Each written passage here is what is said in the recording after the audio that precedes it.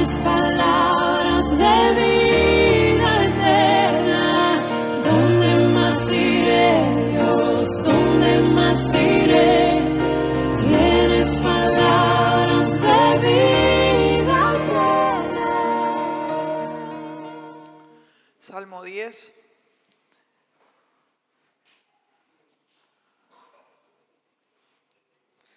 Y hagamos una oración breve. Padre Celestial, le damos gracias por su palabra hasta este momento, en cada momento de la reunión. Gracias por el servicio de los hermanos y hermanas, y porque sabemos que por medio de la fe usted personalmente está entre nosotros. Ruego que ahora nos siga bendiciendo y que su Espíritu Santo obre en nosotros. Como varias veces ya dijimos, nosotros podemos hablar verdades, cantar verdades, pero el único que puede impartir verdad a los corazones es su Espíritu Santo. Entonces rogamos que Él imparta verdad, que su palabra, Señor, sea en nosotros, como describe Hebreos, como esa espada de dos filos, que llega hasta lo más profundo y nos deja descubiertos delante de usted, a quien tenemos que dar cuentas.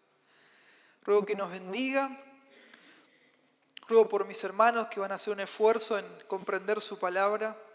Ruego que me llene de gracia a mí también para enseñarla con claridad, con precisión y con amor, y que usted en todo sea glorificado.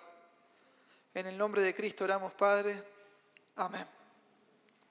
Bueno, el título de este sermón, usted ya lo puede ver ahí en su hoja, es Confiando en Dios aunque el injusto duela. Algunos ya han leído el libro, ¿sí?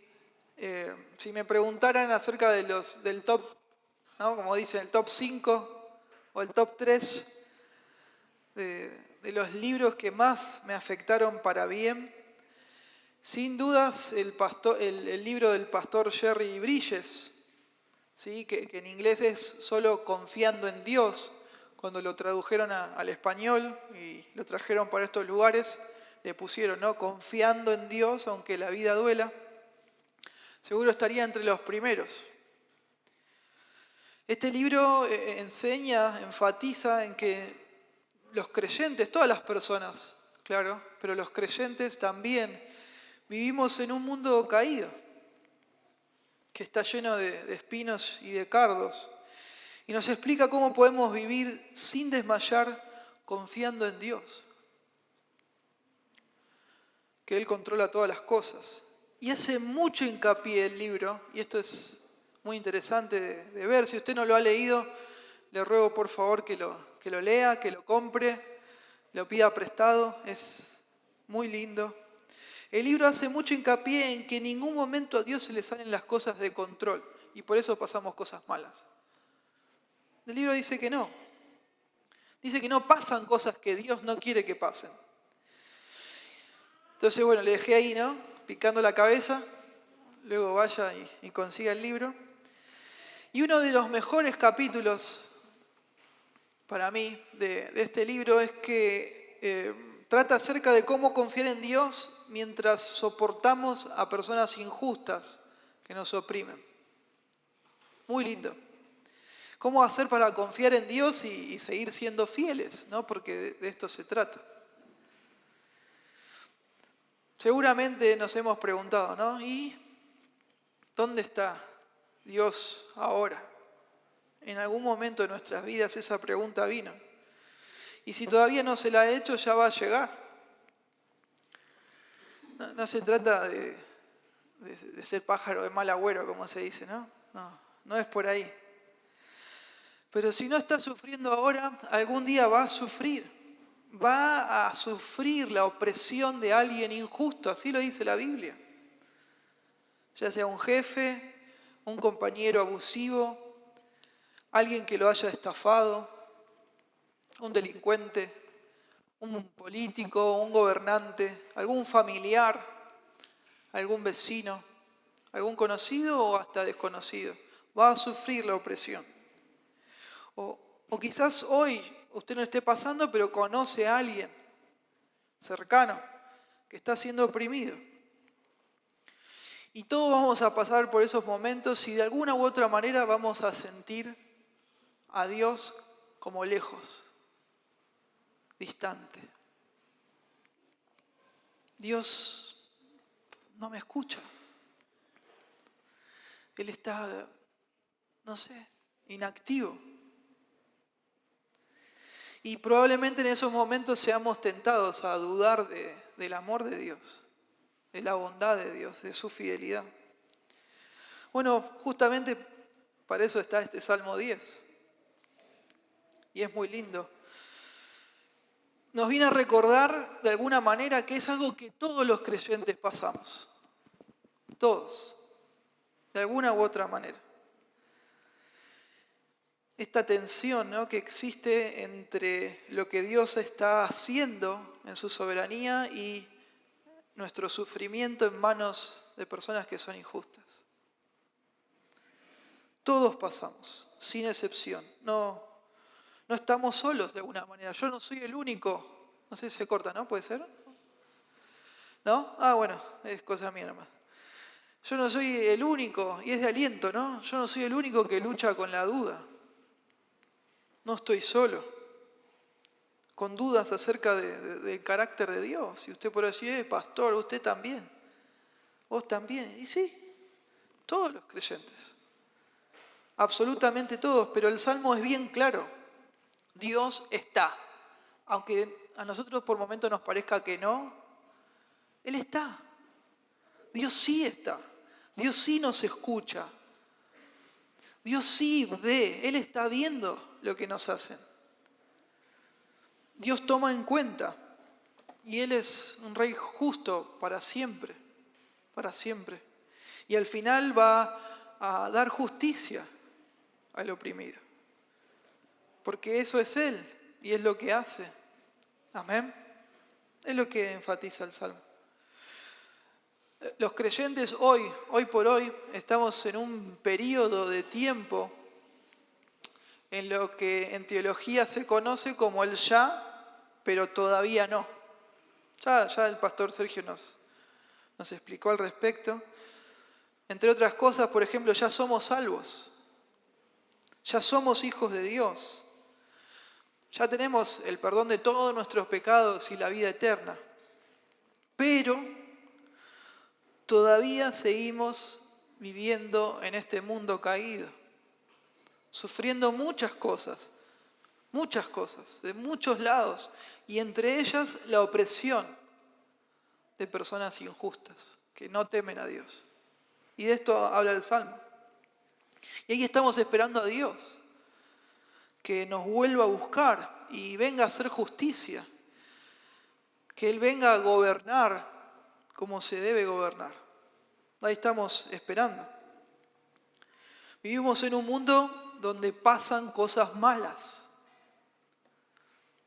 y no podemos evitarlas, ¿o no? Nos gustaría, pero no podemos. Y muchas veces nos preguntamos, bueno, pero ¿por qué Dios no hace algo con aquellos que se burlan de Él con soberbia? Que viven engañando, defraudando a los demás, oprimiendo, siendo injustos. Y se nos viene esa pregunta a la cabeza que todos los creyentes pasamos y que es muy antigua. ¿Por qué van ganando, no? Los malos. ¿Por qué? ¿Por qué? Bueno, hoy vamos a ver y enfatizar mucho en esto. Una de las respuestas es que hoy la misericordia de Dios reina. Y su juicio espera. El juicio final de Dios espera. Y eso implica que usted y yo vamos a vivir en un mundo muy complicado. Muy, pero muy complicado. Porque Dios ofrece misericordia. La da día tras día, para aquellos que no le conocen, para que aquellos que no les sirven tengan otro día, otro momento, amén, para reconocer su maldad y confiesen y se vuelvan a Dios arrepentidos. Su misericordia implica un mundo complicado, porque su juicio espera. Y para bendición de nosotros, nuestro Dios es un Dios de una misericordia asombrosa. Asombrosa. Él dice, ¿no?, que Él no se complace en la muerte del malvado. Lo enfatiza muchísimo. Él se vuelve a nosotros, las personas rebeldes, y nos dice al ser humano, vuélvanse. Vuélvanse. ¿Por qué no se vuelven y viven? Viven eternamente. Entonces, porque su juicio espera, hoy reina su misericordia y eso hace que vivamos en un mundo complicado. Por eso sufrimos. Pero bueno, un día su juicio final va a llegar. Ya vemos evidencias de que Dios aplica su justicia a lo largo de la historia, pero todavía no lo ha hecho de forma completa y definitiva, pero el día va a llegar. Claro que sí. Y ese día va a ser implacable, así nos dice la palabra de Dios. Los malos van a dejar de ganar, van a perder para siempre, de una forma contundente y definitiva. Dios nos da la garantía que un día todo lo triste y complicado de este mundo, todo el desorden, toda la maldad, se va a terminar para siempre.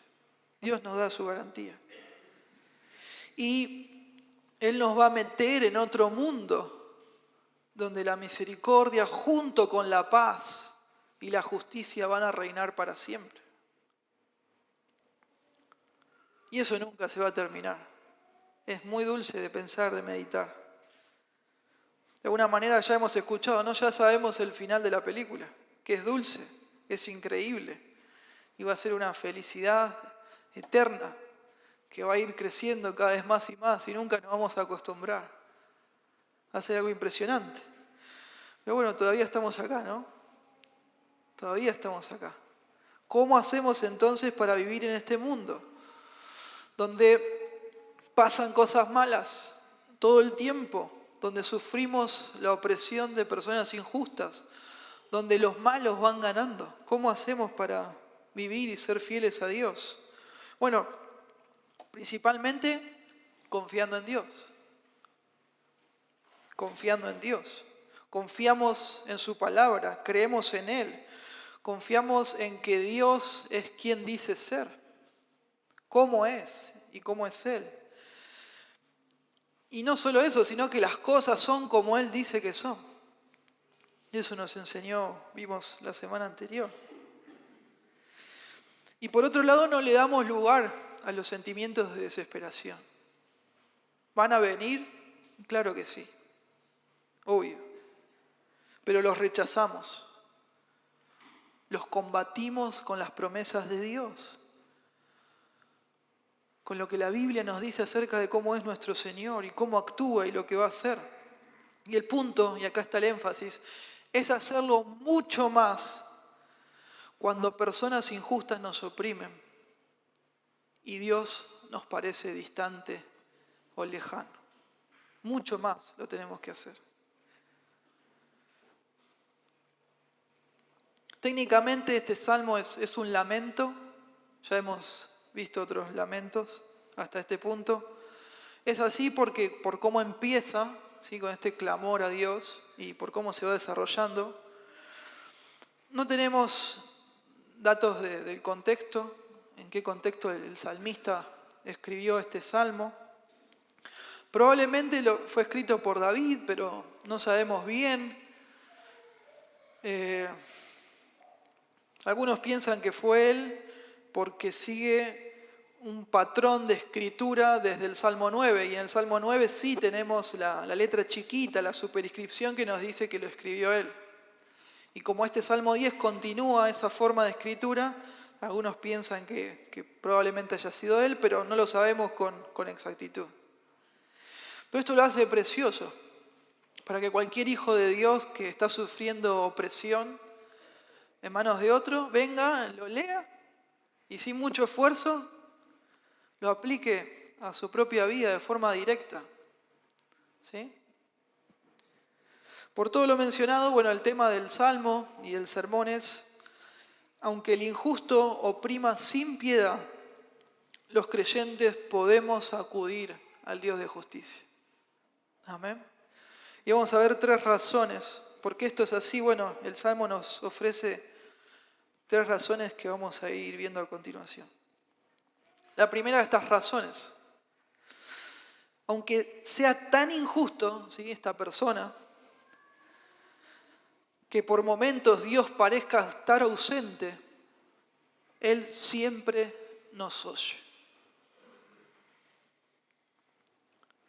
Leamos juntos el versículo 1 del Salmo 10. ¿Por qué estás lejos, oh Jehová, y te escondes en el tiempo de la tribulación? Así se siente la persona que escribió este salmo. Está muy angustiado. Porque una cosa, ¿no?, es el problema. Que nos están atacando, nos están oprimiendo. Claro que eso nos pone mal. Pero peor en esas situaciones sentir ¿qué cosa? Al Señor como lejano, distante. Eso nos genera una contradicción enorme. ¿O no? Señor, ¿cómo puede ser? ¿Cómo puede ser? Por momentos lo sentimos así, que Dios está lejos, como escondido, inactivo. Dios no interviene, no pone orden. Sin embargo, y esto es muy interesante para que anotemos, es que estas preguntas no presentan como una queja a Dios, sino que buscan movilizar a Dios a que se acerque. Así lo siente el que escribió, ¿no? A que preste atención. Y así es, hermanos. Dios nos escucha. Aunque Él parezca estar ausente, Él siempre nos oye. Y como Dios le está escuchando, ahora el salmista le cuenta a Dios. Y vamos a ir viendo qué cosa le cuenta. Le cuenta cómo es el malo y lo empieza a describir de muchas maneras. En este punto es lindo recordar la diferencia entre un justo y un malo en el libro de los Salmos. ¿Sí? Un justo no es alguien perfecto que nunca peca. No. Es alguien que está en un pacto con Dios por medio de la fe. Este es un pacto en el cual Dios tomó la iniciativa y lo hizo por gracia. ¿Sí? Y que un malo en el libro, un injusto, es alguien que no está en un pacto así con Dios por medio de la fe. Es alguien que rechaza a Dios, al menos al Dios de la Biblia, y se opone a Dios. Y como se opone a Dios, por ese mismo motivo se opone a los que son del Señor y les complica la vida. Entonces en esta parte el salmista nos cuenta, ¿no?, cómo es el malo y cómo se suele manejar. Cómo es que es tan injusto. Una persona que se comporta como si Dios no existiera y que nunca le va a pedir cuentas de cómo se maneja. Fíjese usted, note, versículo 2. Con arrogancia el malo persigue al pobre. Será atrapado en los artificios que ha ideado. Porque el malo se jacta del deseo de su alma. Bendice al codicioso y desprecia a Jehová. Tremendo. La idea esta de persigue es persigue ardientemente, con saña, con artificios, con intrigas, con planes. Busca y busca cómo hacerle el mal, cómo destruirlo.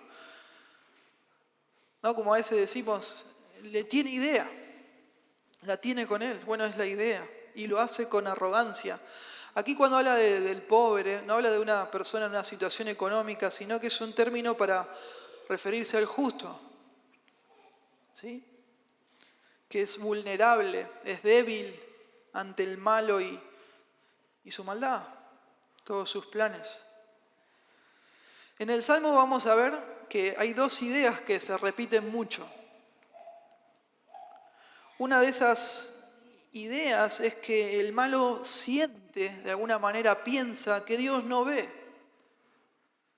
que Dios no escucha, que es como que Él no existiera. Entonces se puede manejar como Él quiere, total, Dios no le va a pedir cuentas. El salmista, el justo, también siente eso, de alguna manera. Aunque al final cambia, él también por partes lo siente, ¿no? Como estuvimos leyendo. Al final cambia su pensamiento. Eso se va a repetir bastante, ya vamos a ver. Y en segundo lugar, otra idea que se repite mucho es que el malo acecha al justo. Lo acecha. Le pone trampas. Planea, ¿sí? Maquina todo el tiempo las cosas que hace para hacerlo tropezar, para hacerle pisar el palito. Busca destruirlo, pero encubiertamente, de una forma que no sea tan obvia, por lo menos a los ojos de las personas. Piensa y piensa cómo hacerlo de forma encubierta.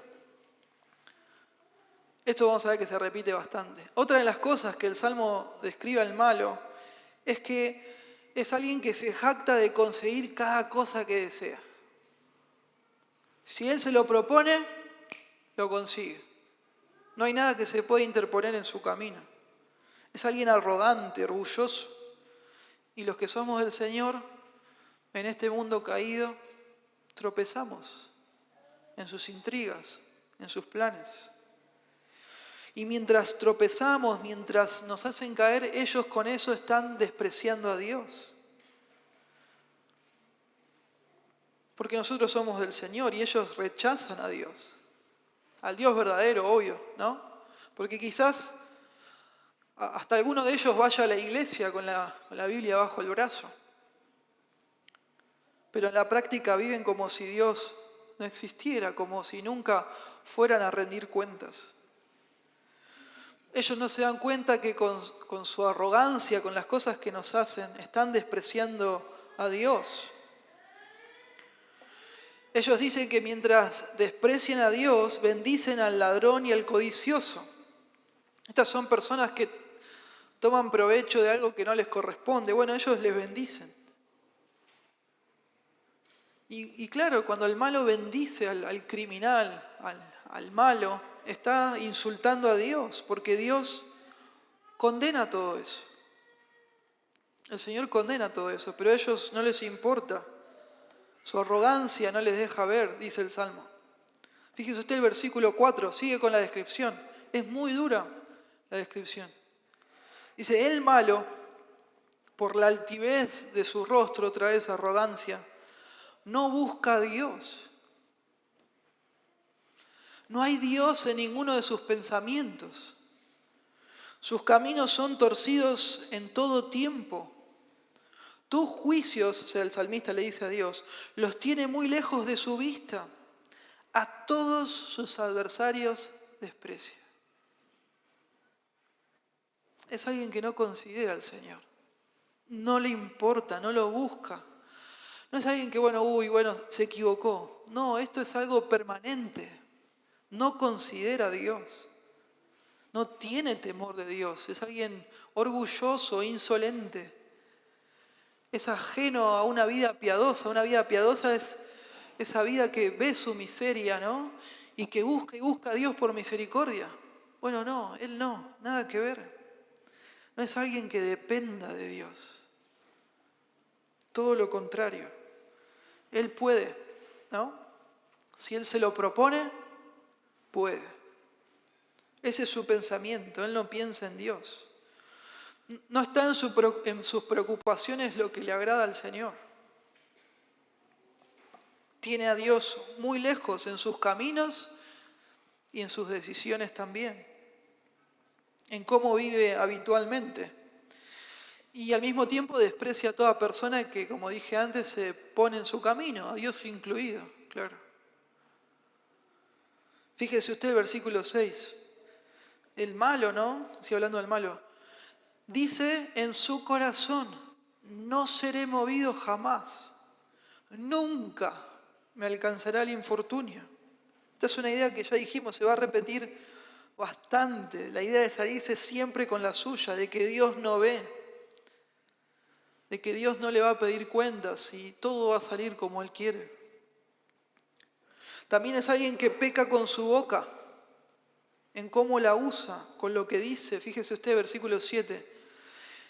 Llena está su boca de maldición y de engaños y fraude. Debajo de su lengua hay vejación y maldad. Palabras más, palabras menos, tiene la boca sucia. Miente, engaña, hace trampa, hace daño con lo que dice. Planea, coordina la maldad. Como dice la palabra del Señor, de la abundancia del corazón, habla la boca de esta persona. Y termina esta parte como la empezó, de cómo el malo, ¿no?, está acechando y atrapa al justo en sus planes malvados, en sus intrigas. Y acá se describe, ¿no?, como si fuera una bestia con garras, como un león. Usa esa figura. Y habla también de una red, ¿no?, de una trampa, de una emboscada. Fíjese usted, versículo 8. Se sienta en acecho, subraya, cerca de las aldeas, en escondrijos, mata al inocente. Sus ojos están acechando al desvalido. Acecha en oculto, como el león desde su cueva. Acecha para arrebatar al pobre. Arrebata al pobre trayéndolo a su red. Se encoge, se agacha y caen en sus fuertes garras muchos desdichados.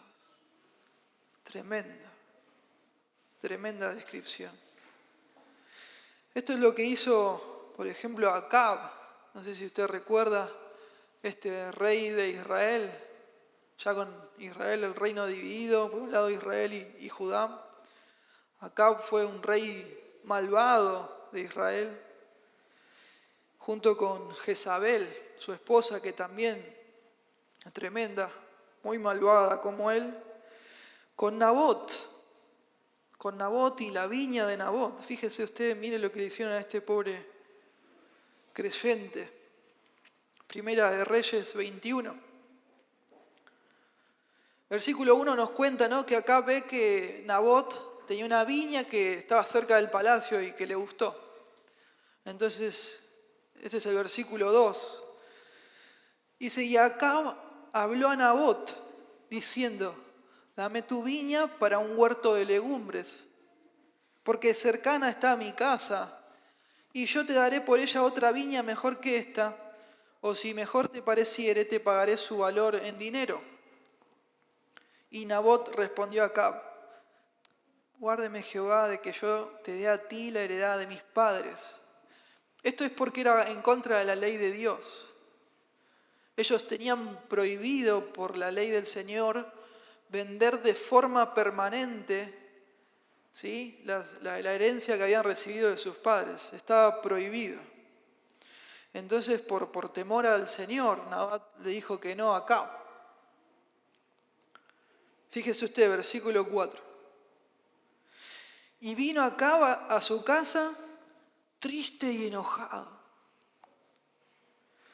por la palabra que Nabot de Jezreel le había respondido diciendo, no te daré la heredad de mis padres. O sea, lo que Dios había prohibido, no le dijo otra cosa. Y se acostó en su cama y volvió su rostro y no comió. Vino a él su mujer Jezabel y le dijo, ¿por qué está tan decaído tu espíritu y no comes? Él respondió, porque hablé con Nabot de Jezreel y le dije que me diera su viña por dinero, o que si más quería, le daría otra viña por ella. Y él respondió, yo no te daré mi viña.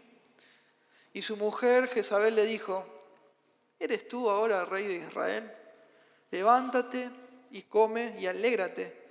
Yo te daré la viña de Nabot de Jezreel. Algo que Dios había prohibido. Entonces ella escribió cartas en nombre de Acab y lo selló con su anillo y las envió a los ancianos, a los principales que moraban en la ciudad con Nabot. Y las cartas que escribió decían así: proclamen ayuno. O sea, ahora vamos a leer lo que hicieron, pero vestían eso de espiritualidad, toda su maldad, todas sus intrigas. Se hacían los espirituales. Y pongan a Nabot delante del pueblo, y pongan a 2 hombres perversos delante de él, que atestiguen contra él y digan: tú has blasfemado a Dios y al rey. Y entonces sáquenlo y apedréenlo para que muera. Y los de la ciudad, los ancianos y los principales que moraban en su ciudad, hicieron como Jezabel les mandó, conforme a lo escrito en las cartas que ella les había enviado. Y promulgaron ayuno y pusieron a Nabot delante del pueblo. Vinieron entonces 2 hombres perversos y se sentaron delante de él. Y aquellos hombres perversos atestiguaron contra Nabot delante del pueblo, diciendo: Nabot ha blasfemado a Dios y al rey. Y lo llevaron afuera de la ciudad y lo apedrearon y murió. Después enviaron a decir a Jezabel: Nabot ha sido apedreado y ha muerto. Cuando Jezabel oyó que Nabot había sido apedreado y muerto, dijo a Acab: levántate y toma la viña de Nabot de Jezreel, que no te la quiso dar por dinero, porque Nabot no vive, sino que ha muerto. Y oyendo Acab que Nabot era muerto, se levantó para descender a la viña de Nabot de Jezreel para tomar posesión de ella. Tremendo. Como que siempre de alguna posición de poder, el malo, el injusto, saca ventaja en sus planes para destruir a los que son del Señor, los que somos del Señor. Y se vuelve a repetir en el versículo 11 la misma idea. El malo de alguna manera piense, sienta que Dios no mira, que Dios no va a hacer nada. Que no va a tener que rendir cuenta, que se va a poder salir con la suya. Fíjese usted, versículo 11. Dice en su corazón, otra vez, de nuevo: Dios ha olvidado, ha encubierto su rostro, nunca lo verá. El malo ve, piensa, siente eso. Pero a veces nosotros también. ¿O no? A veces también lo sentimos.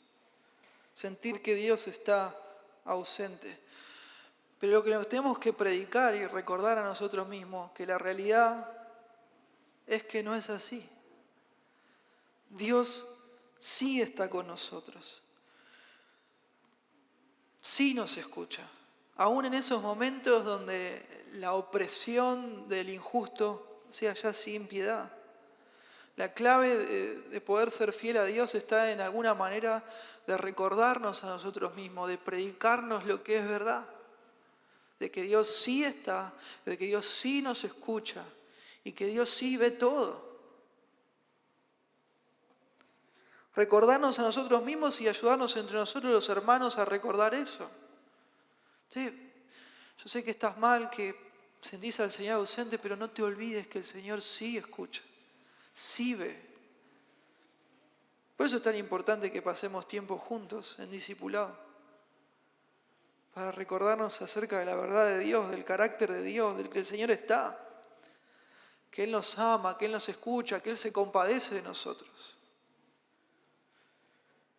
Y aunque sintamos que Él no está mirando, es todo lo contrario. ¿Sí? Aunque el injusto nos oprima sin piedad, es el tema, los creyentes podemos acudir al Dios de justicia. Porque aunque Él parezca ausente, Él siempre nos escucha. Incluso en momentos así, de tanta opresión. ¿Sí? Como el famoso cuadro ese de las huellas en la playa. No sé si todos lo tienen. Bueno, la hermana Carla hace unos lindos cuadros. Está por todos lados en las casas y si no, búsquelo en internet, ¿no? Hay como 2 filas, ¿sí? 2 hileras de huellas en la arena, en la playa, y que representaban a la persona, al creyente caminando con Dios. Y como que llegan a un punto donde esta persona ve que hay una sola hilera de huellas. Y como que se pone mal, y porque ve que en esos momentos es cuando él peor la pasó. En los peores momentos de su vida, él ve que hay una sola hilera de huellas. Y como que le dice al Señor, Señor, estoy mal porque en los peores momentos de mi vida solo veo una hilera de huellas.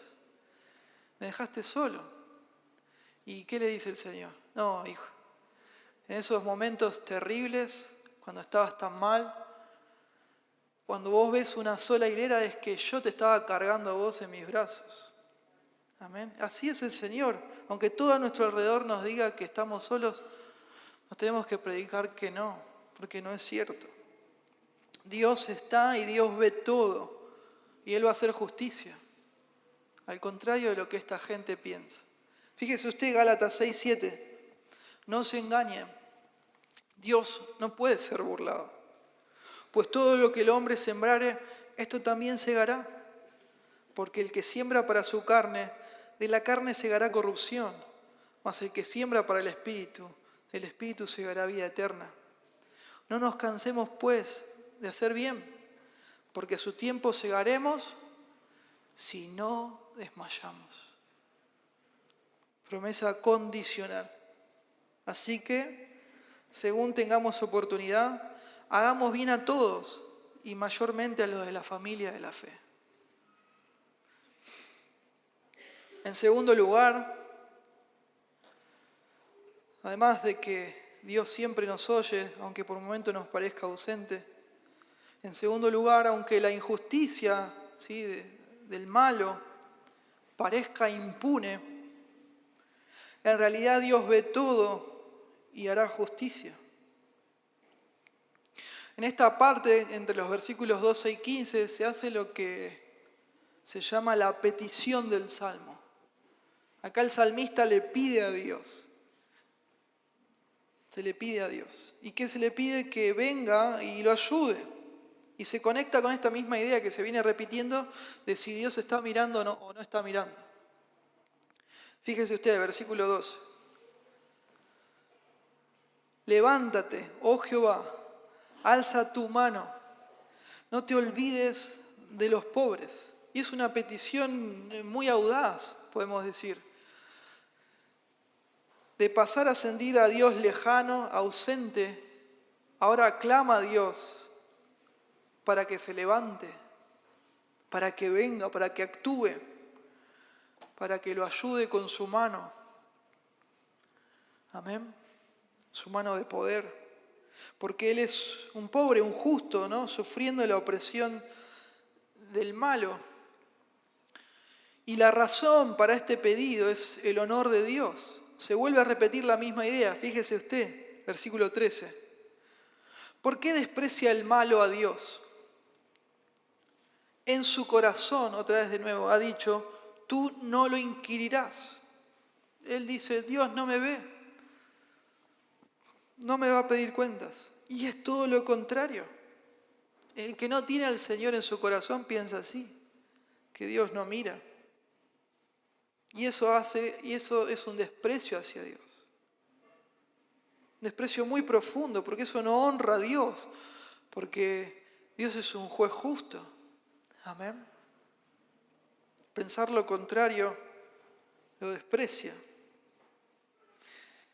Dios va a rescatar a los suyos, según el Salmo. Y con eso su honor, su reputación. Aunque la injusticia del malo parezca impune, no va a ser así para siempre. Dios ve todo y hará justicia. Fíjese el versículo 14, note. El salmista le dice a Dios, tú lo has visto, porque miras el trabajo y la vejación para dar la recompensa con tu mano. A ti se acoge el desvalido. Tú eres el desamparo del huérfano. Mismas ideas. Los malos, los opresores contra los que somos del Señor, los justos. ¿Sí? Habla del huérfano, el desvalido. Dios vio lo que hicieron, lo que dijeron, sus planes, su maldad, y va a venir a poner orden. Va a resolver las cosas. Dios dará el pago. Amén. Porque Él es el único que puede. Es el único omnisciente, omnipotente y omnipresente y perfectamente justo. Por eso podemos refugiarnos, hermanos, solamente en Él. Solo en Él. No en nuestros recursos, no en nuestras fuerzas. Solo en el Señor. Y Él le pide, el salmista, a Dios que deje sin efecto, sin poder, las acciones de los malos. Fíjese usted, versículo 15. Quebranta tú el brazo del inicuo y persigue la maldad del malo hasta que no halles ninguna. Si Dios busca y destruye, se termina. Es la idea. Y así fue con Acab y con Jezabel. Años después, no en el momento ese, años después, terminaron de una forma terrible.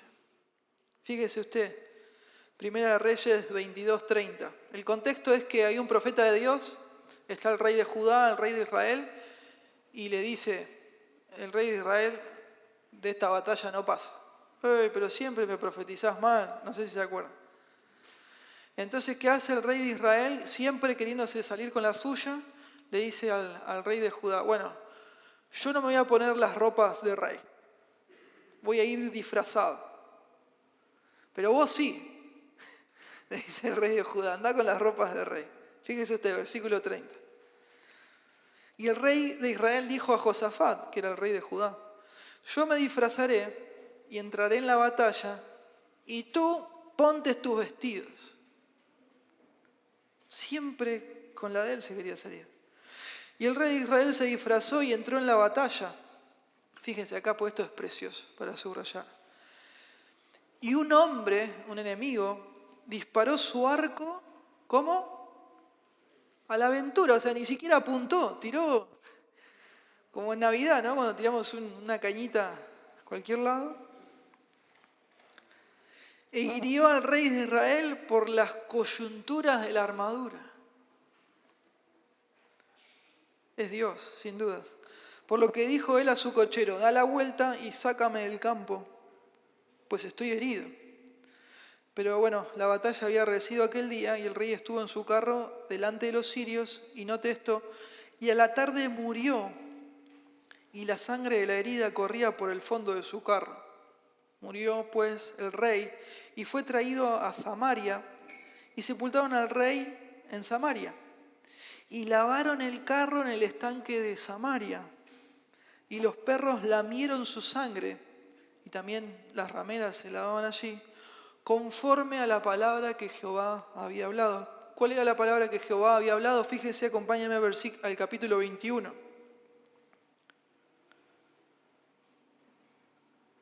No está el texto, ¿no? Sí, 21:19. Esto le profetiza a Elías, a Acab, tiempo antes. Y le hablarás diciendo, así ha dicho Jehová, ¿no mataste y también has despojado? El Señor vio todo. Vio todo. Él pensó que Dios no lo había visto, que no le iba a pedir cuentas, pero Él vio todo. Y volverás a hablarle diciendo, así ha dicho Jehová, en el mismo lugar donde los perros lamieron la sangre de Nabot, los perros lamerán también tu sangre, tu misma sangre. Tremendo. Y también de Jezabel le profetizó, versículo 23, fíjese. De Jezabel también ha hablado Jehová diciendo, los perros comerán a Jezabel en el muro de Jezreel. El Señor vio lo que hicieron, en el mismo lugar. Miremos el fin de Jezabel. Segunda de Reyes 9:33. Hay una revuelta en la ciudad, ¿sí? Y entran al palacio unos hombres y uno que estaban abajo, sobre Jezabel le dice, échenla abajo, que la tiren. Y ellos la echaron y parte de su sangre salpicó en la pared y en los caballos, y esta persona, ¿no?, que estaba en la revuelta la atropelló. Entró luego y después que comió y vivió dijo, vayan ahora a ver a aquella maldita y sepúltenla, pues es hija del rey. Pero cuando fueron para sepultarla, no hallaron de ella más que la calavera y los pies y las palmas de las manos. Y volvieron y se lo dijeron. Y él dijo, esta es la palabra de Dios, la cual habló por medio de su siervo Elías Tisbita, diciendo, en la heredad de Jezreel, lo que le habían sacado a Nabot. De manera que nadie, dice, en la heredad de Jezreel comerán los perros las carnes de Jezabel. Y el cuerpo de Jezabel será como estiércol sobre la faz de la tierra en la heredad de Jezreel. De manera que nadie pueda decir, esta es Jezabel. En el mismo lugar que le sacaron a Nabot. Tremendo. Aunque el injusto nos oprima sin piedad, hermanos, los creyentes podemos acudir al Dios de justicia. Aunque su injusticia parezca impune, en realidad Dios ve todo y hará justicia. Y la tercera razón es que aunque el injusto se imponga temporalmente, en cambio Dios es Rey y Juez eternos. Versículo 16 al 18. Al final termina hablando, haciendo una declaración de quién es Dios, de cómo es y cómo van a terminar las cosas. Hace como un contraste, ¿sí? Entre el control y la injusticia del malo, que es temporal y limitado, está limitado, versus la justicia y la soberanía de Dios, que son como eternos. Eternos. Cuando estamos sufriendo la injusticia de personas, ¿qué nos parece? Que como que va a ser para siempre, ¿no? No estamos pensando que se va a acabar, pero se va a acabar. Se va a terminar. Tenemos que predicarnos a nosotros mismos y entre nosotros que tiene una fecha de vencimiento. No va a ser para siempre. El poder de los malos es temporal y es limitado, pero el reino del Señor es eterno y sin límites. Amén. Para lo que dice el versículo 16, esto de rey eternamente, se usa la palabra El Olam, que traducido es Dios de la eternidad. Precioso, fíjese usted. Versículo 16. Jehová es rey eternamente y para siempre. El Olam, Dios de la eternidad. De su tierra han perecido las naciones. Y esta parte está hablando del futuro, pero lo dice en pasado. Ya vimos en otras partes que se usa este recurso. Como es algo seguro, ¿no? Que sí o sí va a terminar así, que se va a resolver así, se anuncia lo que va a venir como si ya hubiera pasado, en tiempo pasado. Porque así es Dios, así es su carácter, no hay dudas. Y termina afirmando lo que dijimos al principio, que aunque Dios nos parezca ausente, nada que ver, Dios está escuchándonos personalmente, a los suyos, a los justos. La idea es que nos pone el oído con atención. Fíjese usted, versículo 17. El deseo de los humildes, oíste, oh Jehová. Tú dispones su corazón y haces atento tu oído para juzgar al huérfano y al oprimido, a fin de que no vuelva más a hacer violencia al hombre de la tierra. El verbo juzgar tiene la connotación de vengar, de vindicar, porque el huérfano, el oprimido, el justo es víctima. Y cuando Dios destruya a los malvados, los que somos del Señor, no solamente vamos a ser rescatados, sino también vindicados. Esa es la idea. Y esto sin duda, hermanos, nos hace pensar en el fin de los tiempos, cuando Cristo vuelva a buscarnos y termine ya de forma definitiva con toda la maldad. Esto hace mucho foco en la doctrina que ya hablamos, ¿no? Un gran tema en el libro de los Salmos, la doctrina de la esperanza mesiánica. ¿Sí? De alguna forma, el libro de los Salmos está armado para que estemos como mirando hacia el futuro, esperando al Mesías, a su retorno, que Él venga a hacer justicia, a gobernar como se debe gobernar. En esta vida sabemos que vamos a sufrir y quizás tenemos la bendición de, en alguna que otra situación, que se resuelva a nuestro favor. Quizás sí. Pero un malo se va a ir y ¿qué va a pasar? Va a venir otro. Va a venir otro a ocupar su lugar, a oprimirnos, porque es así.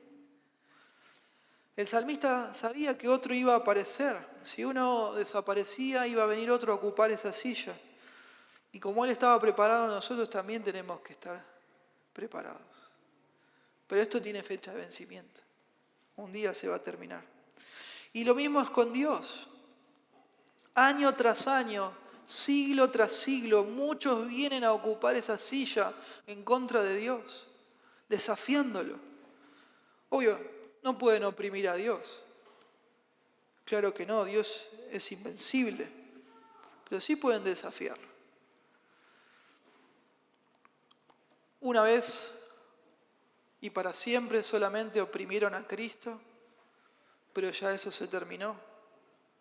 Pero desde el principio hasta hoy el hombre como que viene aprovechándose de la misericordia y la paciencia de Dios y lo desafía y desafía, hasta que eso un día se termine para siempre. Hasta que Dios ponga el punto final. Fíjese usted, Apocalipsis 22:12. He aquí yo vengo pronto y mi galardón conmigo para recompensar a cada uno según sea su obra. Yo soy el alfa y el omega, el principio y el fin, el primero y el último. Dios va a hacer justicia y Él viene pronto. Aunque el injusto nos oprima sin piedad, podemos acudir al Dios de justicia. Aunque el injusto se imponga temporalmente, Dios es Rey y Juez eterno. Amén. Vamos a ver algunas aplicaciones para terminar. Como ya dijimos, nos puede pasar que cuando estemos sufriendo injustamente la opresión de alguien, podamos sentir a Dios ausente, inactivo. Y en esos momentos, hermanos, no tardemos en orar, en pedir ayuda al Señor. No lo dejemos para otro momento. Puede que Dios no resuelva las cosas instantáneamente, es probable que no lo haga, pero aún así tenemos que pedirle. Tenemos que clamar a Él, contarle lo que estamos pasando y no dudarlo. Recordemos a Pablo, ¿no? Que él rogó 3 veces, en lo que yo entiendo, para que Dios quite al líder de los falsos maestros que lo estaba oprimiendo. Allá en Corinto él lo estaba atacando y atacando. Y bueno, él comprendió que Dios estaba usando esta situación para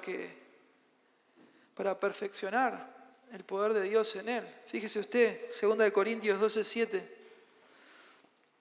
Y para que la grandeza de las revelaciones no me exaltase desmedidamente, me fue dado un aguijón en mi carne, un mensajero de Satanás que me abofetee, para que no me enaltezca sobremanera. Respecto a lo cual 3 veces he rogado al Señor que lo quite de mí. Y me ha dicho, bástate mi gracia, porque mi poder se perfecciona en la debilidad. Por tanto, de buena gana me gloriaré más bien en mis debilidades, para que repose sobre mí el poder de Cristo. Por lo cual, por amor a Cristo, me gozo en las debilidades, en afrentas, en necesidades, en persecuciones, en angustias, porque cuando soy débil, entonces soy fuerte. Y bueno, eventualmente luego de un tiempo, no cuando Pablo quería, pero sí después de un tiempo sabemos que el problema en Corinto aflojó. Pero parece que otro, al menos, vino a ocupar esa silla de nuevo. Fíjese usted, 2 Timoteo 4:14. Alejandro el calderero me ha causado muchos males. El Señor le pague conforme a sus hechos. El punto es nunca dejar de rogar al Señor. Nunca dejar de ir a Él en humildad. La realidad que plantea este salmo, hermanos, el Salmo 10, es que a los creyentes nos parece por momentos que vivimos en dos mundos diferentes al mismo tiempo. Ya dijimos, ¿no? Ya somos hijos de Dios, ya estamos en paz con Dios, pero hay cosas que todavía faltan por cumplirse, por llegar. Entre ellas que Dios venga a poner el punto final de justicia. Pero es seguro, es ciertísimo que va a llegar. Creo que Pedro, en la segunda carta de Pedro, recoge muy bien el espíritu y la idea de este Salmo 10. Fíjese, segunda de Pedro 3:3. ¿Qué hora es? Mire usted. Sabiendo primero esto, que en los postreros días vendrán burladores, andando según sus propias concupiscencias, y diciendo, ¿dónde está la promesa de su advenimiento? Porque desde el día que los padres durmieron, todas las cosas permanecen así como desde el principio de la creación. Estos ignoran voluntariamente que en el tiempo antiguo fueron hechos por la palabra de Dios los cielos y también la tierra que proviene del agua y por el agua subsiste, por lo cual el mundo de entonces pereció anegado en agua. Pero los cielos y la tierra que existen ahora están reservados por la misma palabra, guardados para el fuego en el día del juicio y de la perdición de los hombres impíos. Mas, oh, amados, no ignoren esto, que para el Señor un día es como 1000 años y 1000 años como un día. El Señor no retarda su promesa,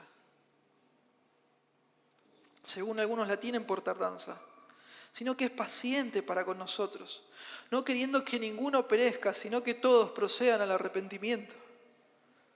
Pero el día del Señor vendrá como ladrón en la noche, en el cual los cielos pasarán con gran estruendo, y los elementos ardiendo serán deshechos, y la tierra y las obras que hay en ella serán quemadas. Puesto que todas estas cosas han de ser deshechas, ¿cómo no deben ustedes,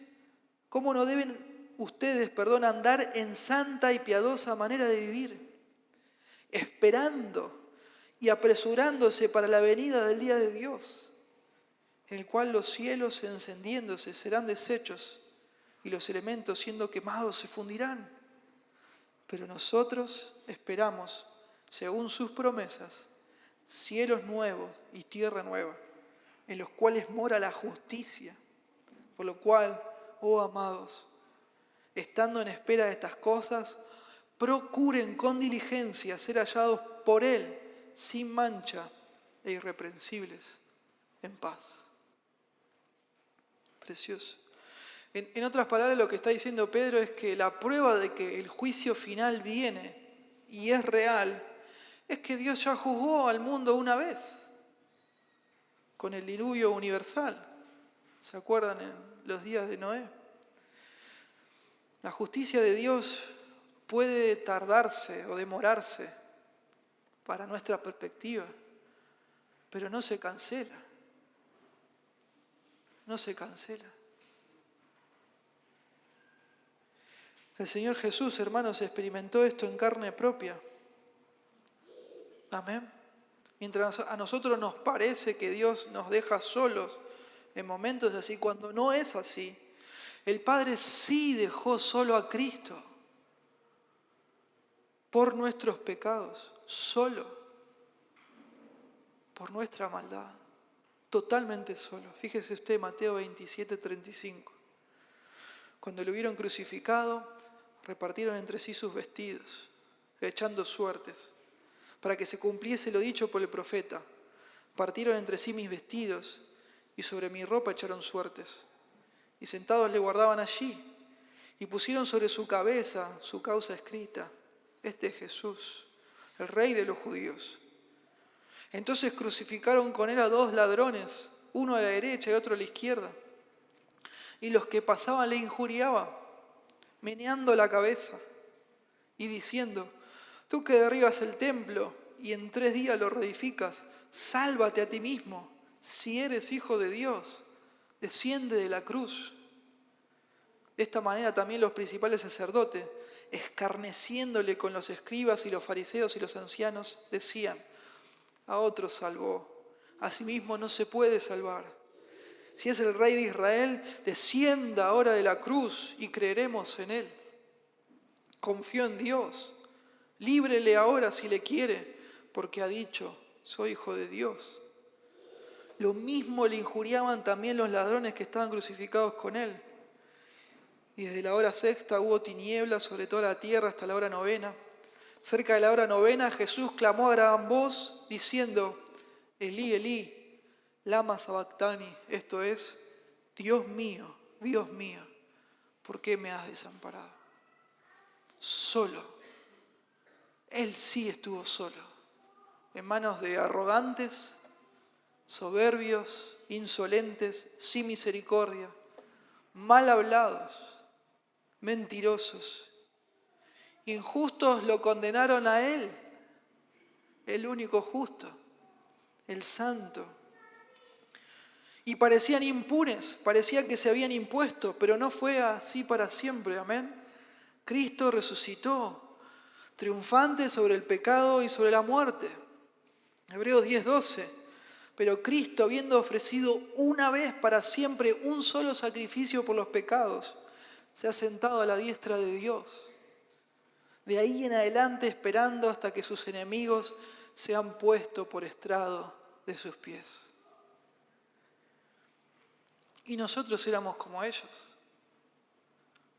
como estas personas. No éramos mejores.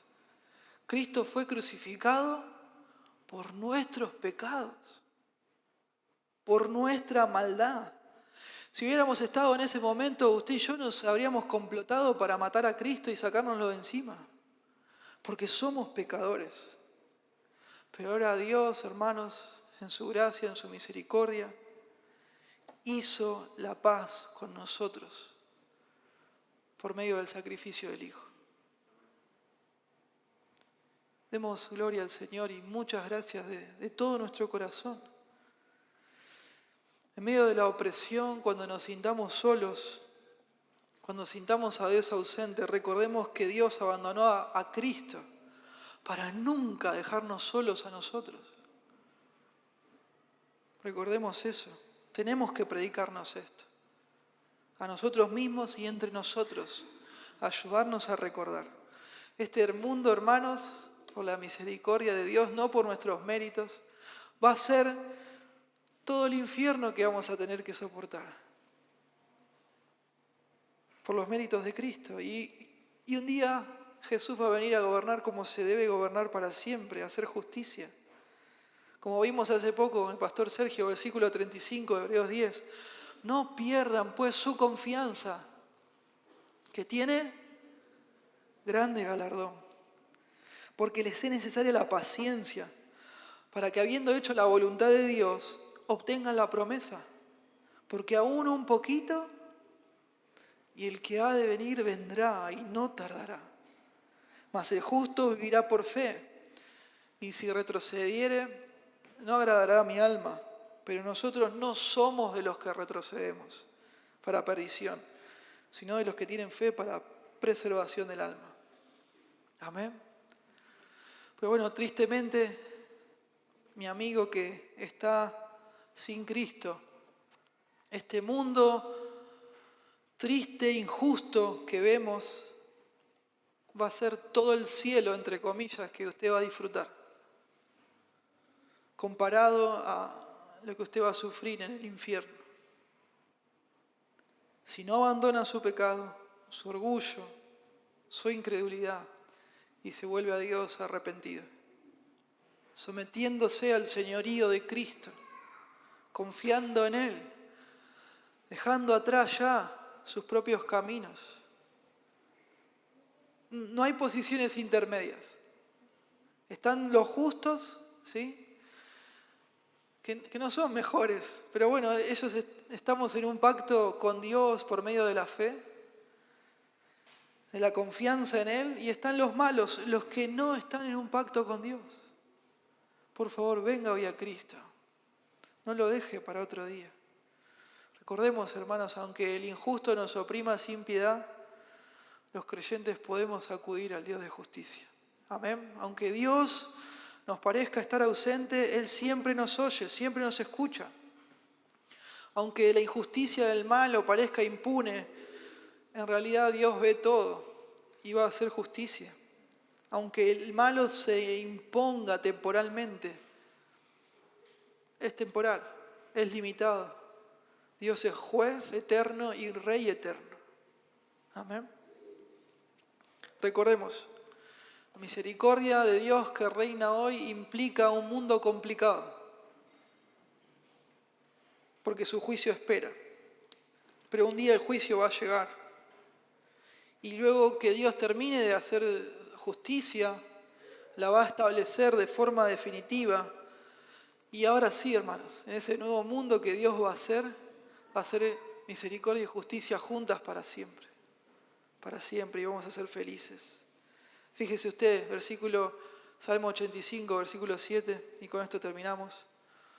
Muéstranos, oh Jehová, tu misericordia, y danos tu salvación. Escucharé lo que hablará Jehová Dios, porque hablará paz a su pueblo y a sus santos. ¿Para qué?